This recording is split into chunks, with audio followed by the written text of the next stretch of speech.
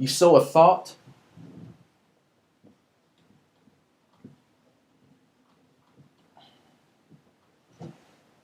you reap an action.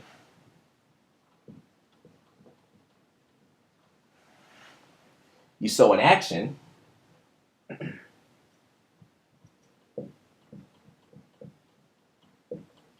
you reap a habit. Okay?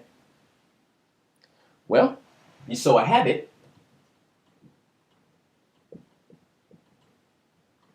eventually you reap a character.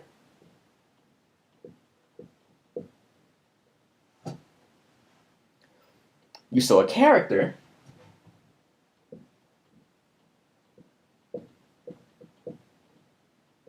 you reap a destiny. Eventually,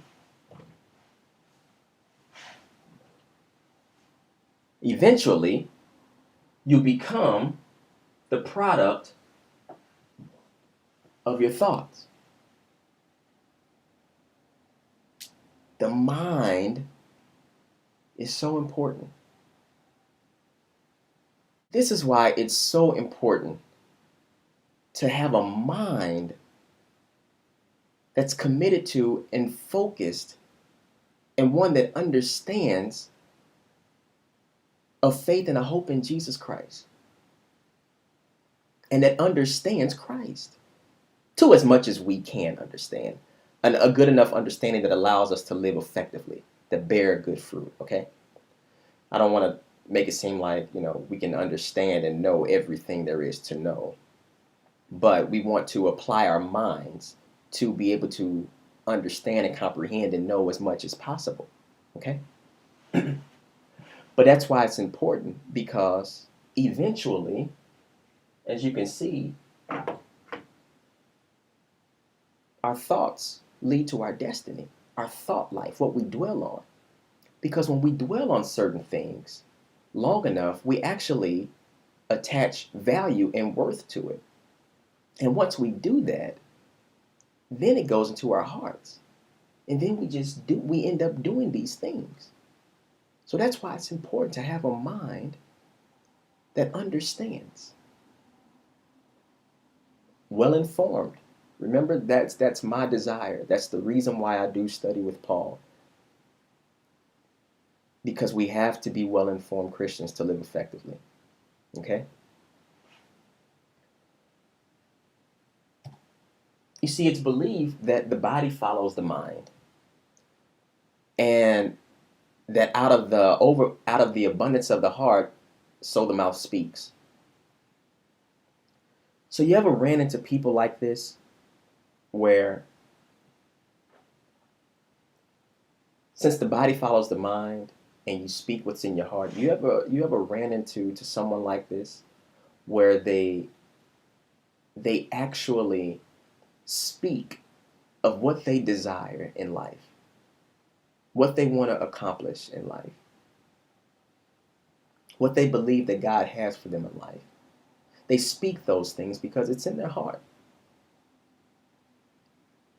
But they never really act upon it. They never really do anything. It never gets accomplished, or they never say, or they never do, what they say they're going to do. The body doesn't move, because there's that disagreement between the heart and the mind. And when that happens, you have people constantly professing, but never doing. And that's what we want to avoid. Because to live inside out effectively, it's got to be here and it's got to be here. So you can do and speak and do. Faith with the deeds. But it's the power of the mind. You have to understand. Belief coupled with knowledge.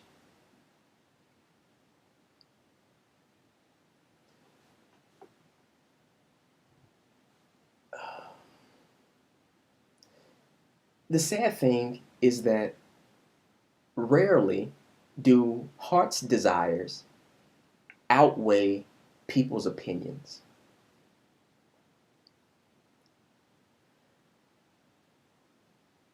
That's a sad reality for a lot of people, to all of us to some extent. Rarely do heart's desires outweigh people's opinions. You know, my pastor, he gave this he gave these statistics. I guess you can call them statistics, but it was a survey done of people with terminal illnesses, and they didn't have much time left to live. And they asked them on their deathbed what was their number one regret in life. What did they do that they didn't do? And you know the number one response of people that had a terminal illness and they didn't have the time to redo anything or to pursue anything? The number one response was that they wished they had lived a life more true to themselves, as opposed to living a life of what people expected them to do. They wished they had lived more authentically from the inside out. Number one regret.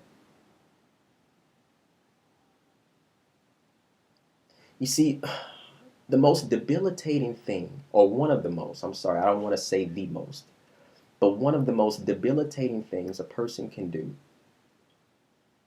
is try to live their life inside the minds of other people. What are they going to say if I do this? I want to do this, but what are they going to think? How would they view me? How would they look at me? Are they happy? Am I pleasing them? Debilitating if you try to live your life inside the minds of other people. Always focused on what somebody else thinks. You'll never get anywhere. Or not where you really want to be.